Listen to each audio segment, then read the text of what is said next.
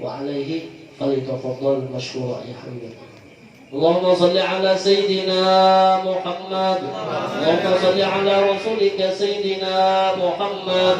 اللهم صل على رسولك سيدنا ونبينا وحبيبنا وبركتنا وذريتنا ومولانا محمد. اللهم صل وسلم وبارك عليه وعلى آله وصحبه. Assalamualaikum warahmatullahi wabarakatuh. Waalaikumsalam warahmatullahi wabarakatuh. Alhamdulillah. Alhamdulillahilladzi bi ni'amihi tatimmus shalihat wa bi dzikrihi tatanazzalur rahmat wa bi dzikri habibihi Muhammad tatanazzalul barakat. اللهم فصل وسلم وبارك وكرم وشرف وعظم على حبيبك ونبيك وصفيك سيدنا ومولانا محمد ابن عبد الله القائم بحقوق الله ما ضاقت إلا وفرجها الله على آله وصحبه وسلم. أما بعد, yang saya hormati Al-Habib Ahmad Al-Habsyi, guru Sairi atau guru Ulim, apa katanya Habib Abdurrahman, apa? Guru motor, Abul Motor, kawan saya Bapak Haji Taufik Himawan, hadirin hadirat yang kita semuanya insya Allah dirahmati oleh Allah.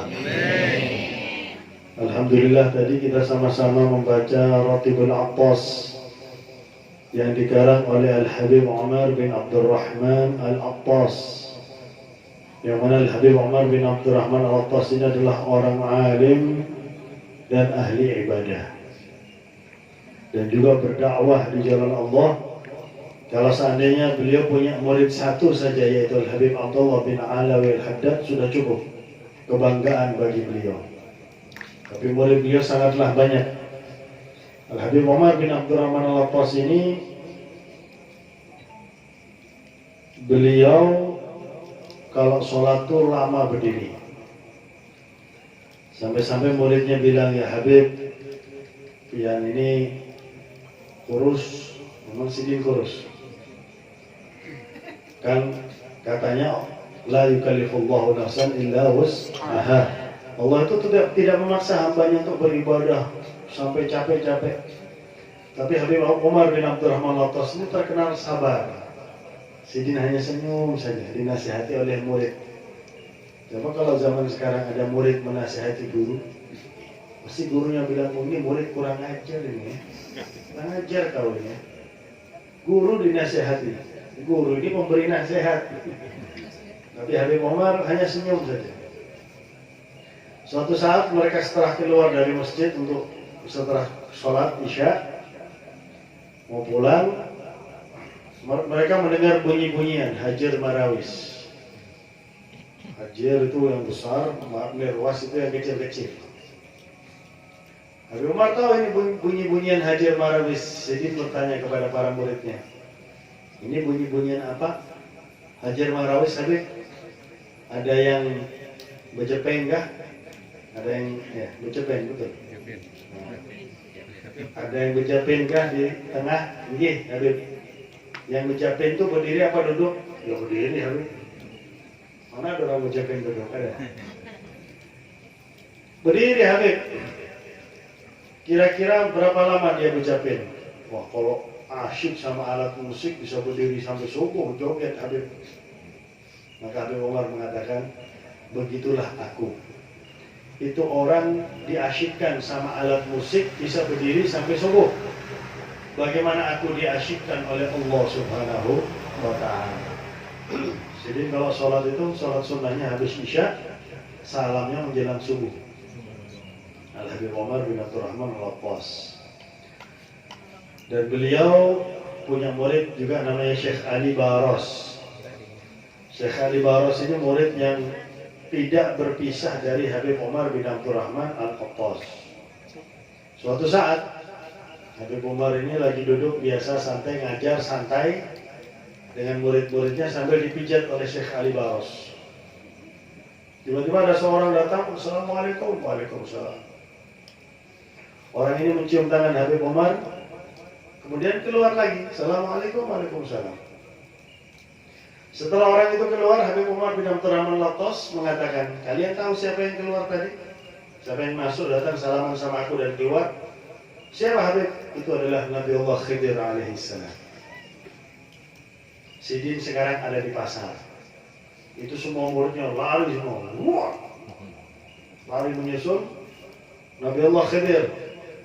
Syekh Ali Baras kadang berubah, tetap memijat Habib Umar bin Abdurrahman Latos.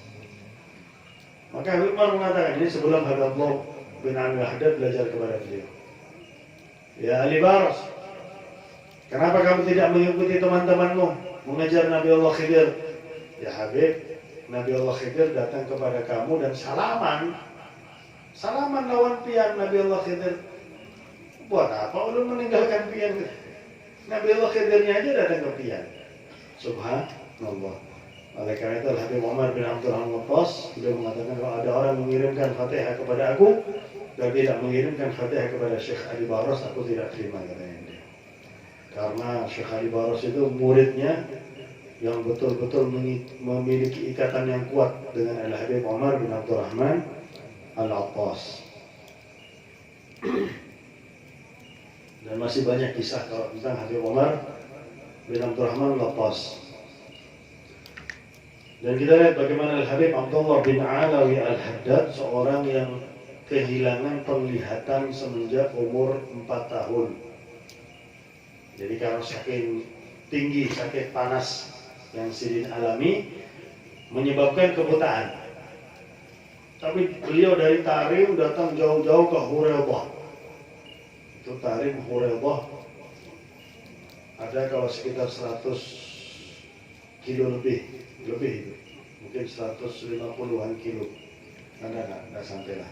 Pokoknya lebih dari 100 kilo. Padahal Sidin buta, iya. 400 lebih dari 400 tahun yang lalu, lebih dari 400 tahun yang lalu belajarnya itu naik onta, buta, dan jalannya bukan seperti sekarang. Nah, ini Habib Abdullah bin Alawi Al-Haddad mengajarkan kepada kita pentingnya kita menuntut ilmu. Habib Abdullah bin Alawi Al-Haddad itu umur 7 tahun sudah hafal Quran meskipun beliau buta. Dan setelah selesai hafal Quran beliau belajar qiraah. Belajar tata cara membaca Al-Quran yang ada namanya qiraat tis'ah, ada qiraat 12. Setelah selesai belajar membaca Al-Quran, beliau sholat sunnah 200 rakaat dari umur 7 tahun. Sholat sunnah mutlak. Kenapa? Semua sholat sunnah sudah dilakukan. Duhanya lengkap 8 rakaat, qobliyah, ba'diyah lengkap, awabin, tahajud. Kemudian setiap selesai belajar sampai sekarang, tempat sholat Al-Habib Abdullah bin Alawi Al-Haddad di Masjid Ba'alawi itu masih ada. Tempatnya masih ada. Masih kecil, sholat sunnah 200 rakaat. Ulun lawan pian 20 rakaat aja nunggu Ramadan. Nanti Ramadan baru sholat 20 rakaat. Tapi kalau mau sholat sunnah mutlak, usalli Allahu Akbar kapanpun boleh. Niatnya itu hanya usalli Allahu Akbar minimal 2 rakaat. Nah, ini menunjukkan setelah beliau hafal Quran, beliau memahami cara membaca Al-Quran, dan beliau sudah belajar sama para ulama tarim, mendengar ada orang alim di Huraybah, yaitu Habib Umar bin Abdurrahman Al-Latos. Beliau mendatangi dan belajar, menuntut ilmu. Ini penting bagi kita menuntut ilmu di setiap zaman, di setiap waktu. Kita ini hamba Allah, bujur kan? Yakin dia ini? Yakin. Hamba Allah wajib ibadah kepada Allah. Dan apa gunanya Allah mengutus Nabi Muhammad kalau ilmunya kada dipakai? Kadang-kadang ada orang ibadah dengan ilmunya sendiri. Wah cukup, yang penting kan Allah tahu hati saya. Silakan. Nanti di hari kiamat bakal tahu pian kalau ibadahnya ditolak oleh Allah Subhanahu wa Ta'ala. So, sekarang ini banyak orang yang mengaku pintar, banyak. La ilaha illallah. Na'udzubillahi min dzalik. Rasulullah sudah menyampaikan, kun aliman, jadilah orang alim. Amun kada kawa menjadi orang alim, bahasa Banjar keluar sedikit lah. Amun kada kawa menjadi orang alim ya Rasulullah, au muta'allima, menjadi penuntut ilmu di pondok pesantren. Waduh, sudah kerja ya Rasulullah, sudah berbini ya Rasulullah, ke pondok kesian nanti bininya ya Rasulullah. Nggih. Kalau kada bisa menuntut ilmu di pondok pesantren, jadi yang ketiga, au mustami'a, menjadi orang yang mendengarkan ilmu. Termasuk sekarang ini yang hadir majelis ilmu. Ya Rasulullah, kadang kerja ulun ini sampai lembur ya Rasulullah, sehingga kada kawa hadir majelis ya Rasulullah. Au muhibba, jadi yang keempat, orang yang mencintai ilmu, orang yang mencintai orang yang memiliki ilmu. Orang mencintai majelis ilmu, mencintai orang alim. Jadi yang keempat. Wala takun khamisan fatahlak, jangan jadi yang kelima, akan hancur binasa kalian, kata Rasulullah. Apa yang kelima ya Rasulullah? Yang kelima bukan orang alim, bukan penuntut ilmu di pondok pesantren, bukan orang yang istiqamah hadir majelis ilmu, bukan orang yang sekali-kali menghadiri majelis ilmu, akan tetapi kalau dia nggak bisa hadir dia menyesal. Itu orang yang cinta dengan majelis ilmu atau orang alim. Siapapun itu, mau punya jabatan tinggi kek, mau punya harta banyak kek, mau punya toko banyak kek, mau punya bini banyak, nanti ada yang marah lah. Mau punya kesibukan bagaimanapun, keluar dari empat ini Nabi yang mengatakan fatahlah. Maka kita lihat sekarang bagaimana orang punya jabatan keluar dari empat, dia bakal binasa. Entah dia korupsi, entah kehidupannya nggak benar, entah malah jabatannya dia salah gunakan untuk maksiat kepada Allah. Na'udzubillahi min dzalik. Ulun ingat di Sampit itu ada Habib Hamid Assegaf. Sidin pernah menjadi anggota dewan. Kemudian ada tugas ke Pontianak. Satu pesawat itu semua anggota dewan dari Sampit ke Pontianak. Malam-malam kamar Sidin diketok sama binian. Pak Hamid, dibuka. Ada apa? Saya disuruh nemani Pak Hamid malam ini. Siapa kamu? Kok nemani saya? Sudahlah Pak Hamid, sudah lumrah. Ini tugas. Saya disuruh nemani Pak Hamid malam ini. Keluar. Semua teman-temannya Pak Hamid di kamarnya masing-masing itu ada perempuannya. Kalau nggak percaya, lihat diketok, buka, ada perempuan. Semua. Kurang ajar kita. Habib Hamid ini. Begitu pulang besoknya, cuaca buruk. Ini pesawat goyang, semua nangis. Habib Hamid ini berdiri bilang, ya Allah, jatuhkan pesawat ini ya Allah. Minta dijatuhkan pesawat. Semua bilang, Pak Hamid, jangan begitu Pak Hamid. Kalian di bumi Allah bermaksiat kepada Allah Subhanahu wa Ta'ala. Baru dikasih goyangan seperti ini kalian nangis.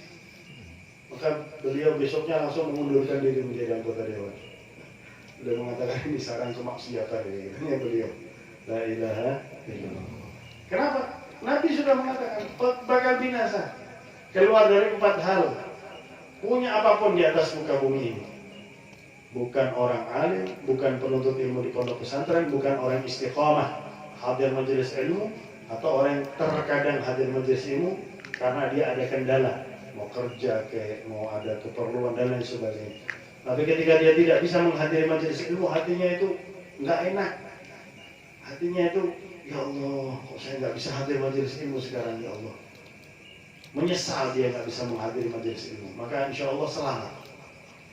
4 golongan ini adalah golongan yang selamat, kata Nabi besar Muhammad Sallallahu Alaihi Wasallam. Maka bersyukur kita kepada Allah, karena kehidupan di dunia ini apapun yang kita miliki akan kita tinggalkan. Maka sudah selayaknya kita memperbanyak bekal yang baik untuk menghadap Allah Subhanahu wa Ta'ala. Karena kita semua akan menghadap Allah dan kehidupan setelah dunia ini jauh lebih panjang daripada kehidupan kita di dunia. Coba umurnya Nabi Allah Nuh alaihissalam 950 tahun. Sekarang beliau di mana? Ada di mana Nabi Allah Nuh? Amuntai kan? Di alam kubur. Beliau di alam barzakh lebih lama daripada kehidupan beliau di dunia. Berapa puluh ribu, berapa ratus ribu tahun beliau di alam kubur. Ini contoh bagi kita. Kita bersyukur jadi umat yang terakhir ini nggak lama-lama di alam kubur. Akan tetapi kehidupan alam kubur masih lebih lama daripada kehidupan kita di dunia. Apalagi kelak di hari kiamat jauh lebih lama, bahkan abadi kehidupan kita di hari kiamat. Dan yang bisa menyelamatkan kita di semua alam, di semua tempat adalah syariat Nabi Muhammad, tuntunan Nabi Muhammad yang diperjuangkan oleh Nabi Muhammad dengan mengorbankan jiwa dan raga Nabi besar Muhammad Shallallahu Alaihi Wasallam. Sekali lagi, kalau kita diberi perasaan senang menghadiri majelis ilmu, kita bersyukur kepada Allah. Itu adalah tanda taufik dan hidayah dari Allah Subhanahu Wa Taala ada di hati kita.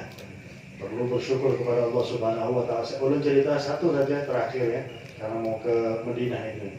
Kita lagi ulun ke Madinah ini, ke Masjid Quba. Masjid Quba itu di Madinah. Tentang keutamaan menghadiri majelis ilmu, satu saja. Nanti sisanya kapan-kapan ya. Cerita Al-Habib Hasan bin Shalih Al-Bahar. Habib Hasan bin Shalih Al-Bahar termasuk guru Habib Ali bin Muhammad bin Husain Al-Habsyi, dan juga termasuk guru daripada kakek ulun Al-Habib Muhammad bin Adurus Al-Habsyi. Habib Hasan bin Shalih Al-Bahar ini dari bujang sudah terbiasa sholat malam 2 rakaat. Okay. Ada orang bilang, ulun 4 rakaat kada cerita-cerita. Iya, dia 4 rakaat. Ini sidin cuma 2 rakaat, tapi rakaat pertama mengkhatamkan Al-Quran. Berdiri baca 30 juz Al-Quran. Rakaat kedua setelah Al-Fatihah membaca 10.000 qul huwallahu ahad dari bujang. Sehingga meskipun hanya 2 rakaat, takbirnya setelah sholat isya, salamnya menjelang subuh.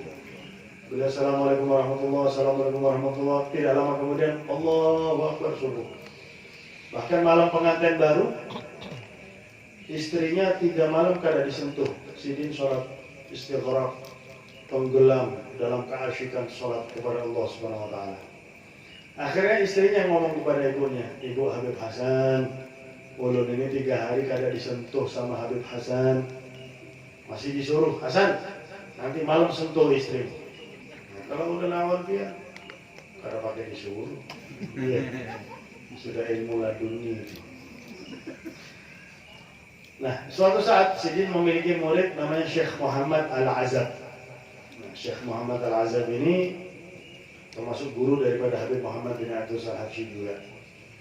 Syekh Muhammad Al-Azab ini yang ngarang Maulid Azab, yang kadang juga dibaca di Kalimantan Selatan ya.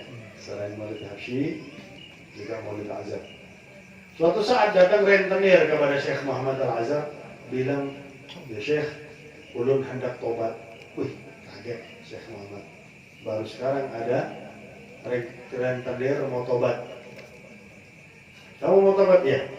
Kamu ingat gak orang-orang yang kamu zalimi, yang kamu ambil lebih? Oh iya, ada catatannya semua. Kembalikan kelebihan mereka dari hartamu yang halal. Nggih, siap. Bersedekahlah dari harta yang halal. Nggih, siap. Betul-betul istighfar, bertobat kepada Allah, menyesal. Nggih, siap. 3 hari kemudian meninggal, husnul khotimah. Senyum, wajahnya bercahaya, rentenir. Wah, bingung Syekh Muhammad Al-Azab, tapi karena masih punya guru. Nah itulah fungsinya kita berguru. Kalau ada guru, ada tempat untuk bertanya. Guru, bagaimanakah corona guru? Nah, jadi kita bisa menyikapi. Nggak usah ngikuti orang yang nggak berilmu. Kalau orang nggak berilmu, dia akan mengikuti, wah ya, sesuatu yang dianggap menurut akal. Karena setiap guru itu akan menimbang semua dengan syariat Islam, menimbang semua dengan tuntunan Nabi Muhammad SAW. Bukannya nggak percaya, percaya. Corona ini penyakit, bukan wabah. Ya, kalau wabah itu nggak ada yang sembuh. Wabah itu pasti mati. Dan wabah itu tidak ada lebih dari 3 hari. Itu baru namanya wabah. Nggak ada orang kena wabah sembuh tuh nggak ada ceritanya. Ini ternyata cuma dihitung semua, ternyata jumlah sembuh lebih banyak. Ya, mungkin plus 62 ini mau cari rekor. Mau masuk Guinness Book of Record ya. Plus 62 memiliki ya jumlah terbesar COVID-20 sudah setahun. Jadi bukan COVID-19 lagi, COVID-20. Mudahan kada sampai COVID-21 ya. Nah, karena masih punya guru, tanya kepada Habib Hasan Saleh. Habib Hasan tanya lagi kepada Syekh, coba ciri-cirinya orang itu seperti apa, tingginya sekian, warna kulitnya seperti, oh iya, jangan heran. Orang ini datang dari desa kamu namanya Ghurfah ke desa saya namanya di Asbah, itu 5 kilo perjalanan. Perjalanan 5 kilo. Di sini yang hadir paling jauh berapa kilo? Ada yang lebih dari 5 kilo ada? Paling jauh ulun lah dari Surabaya. Ini 5 kilo datang, tujuannya nagih hutang. Rentenirnya tujuannya nagih hutang ke desa saya, katanya Habib Hasan Saleh.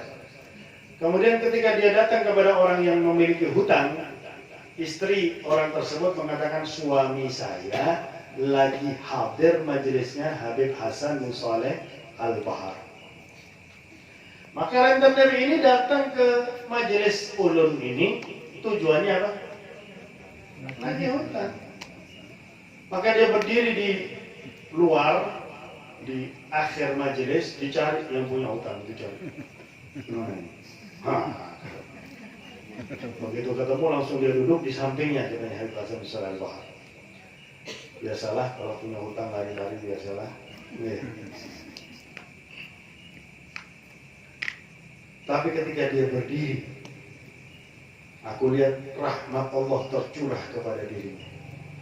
Sehingga jangan heran kalau dia tobat.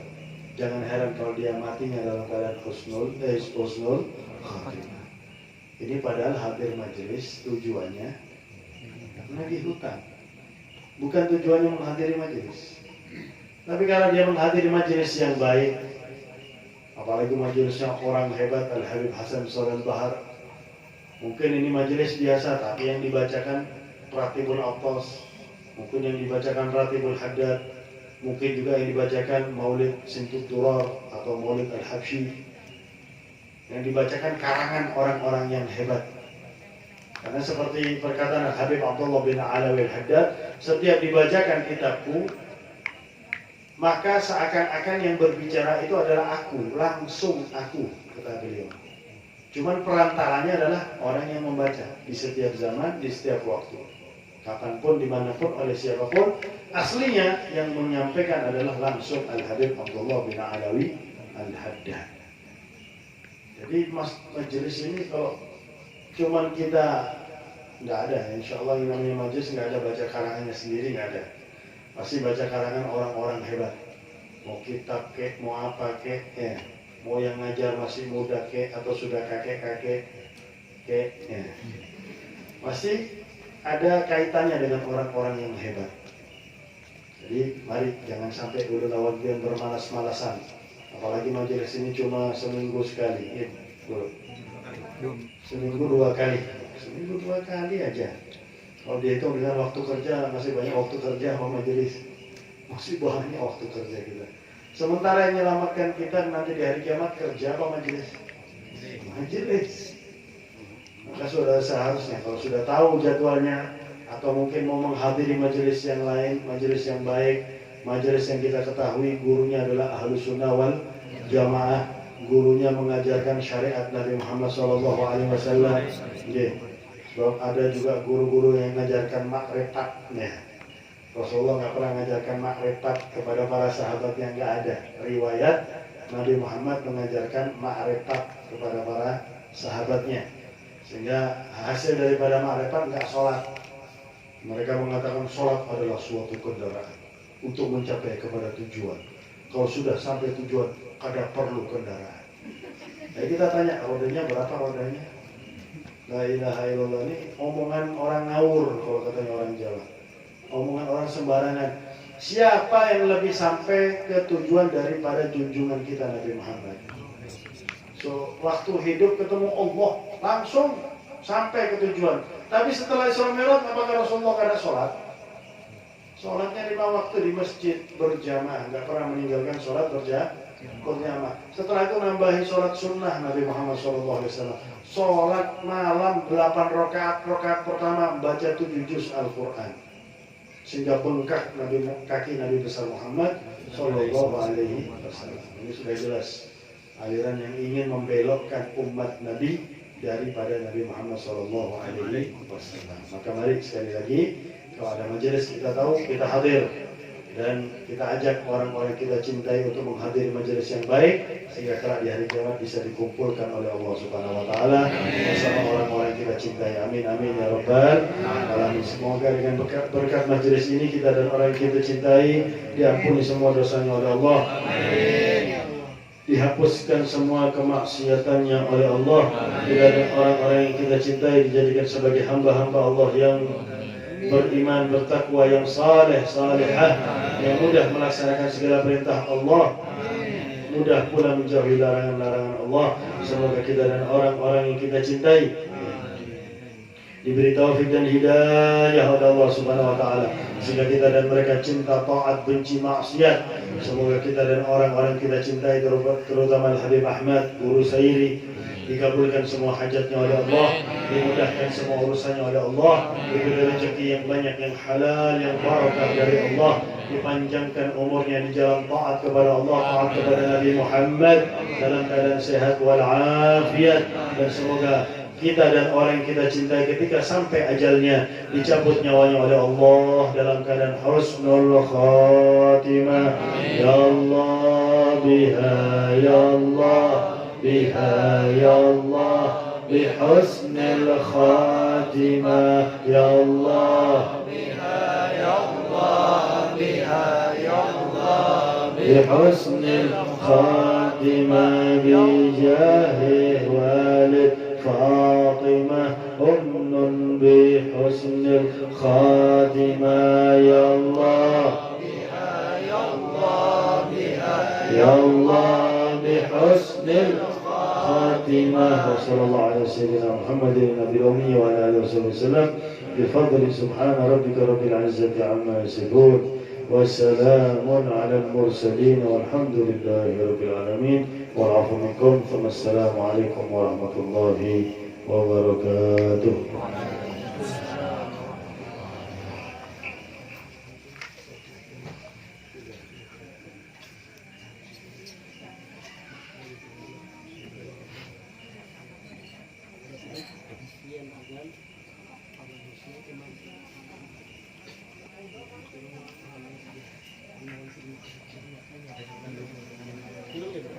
Minum dulu, Kak.